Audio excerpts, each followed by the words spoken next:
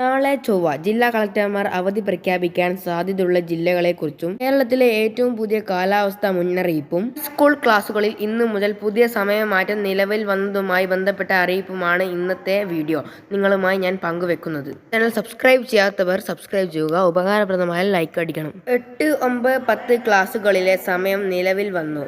9:45 മുതൽ 4:15 വരെയാണ് പുതിയ സമയം. ഇതേസമയം വിവിധ ജില്ലകളിൽ റെഡ് അലർട്ട് പ്രഖ്യാപിച്ചു.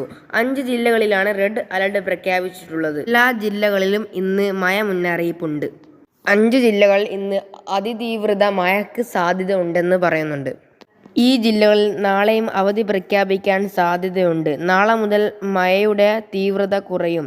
മലപ്പുറം, കോഴിക്കോട്, വയനാട്, കണ്ണൂർ, കാസർഗോഡ് എന്നീ ജില്ലകളിൽ റെഡ് അലർട്ട്. ഇടുക്കി, എറണാകുളം, തൃശൂർ, പാലക്കാട് ജില്ലകളിൽ ഓറഞ്ച് അലർട്ട് പ്രഖ്യാപിച്ചിട്ടുണ്ട്. ഈ ജില്ലകളിൽ അവധി പ്രഖ്യാപിക്കാൻ സാധ്യതയുണ്ടെന്നാണ് റിപ്പോർട്ടുകൾ പറയുന്നത്. ഉപകാരപ്രദമായാൽ ലൈക്ക് അടിക്കണം, ഷെയർ അടിക്കണം, സബ്സ്ക്രൈബ് ചെയ്യണം. Thanks for the watching.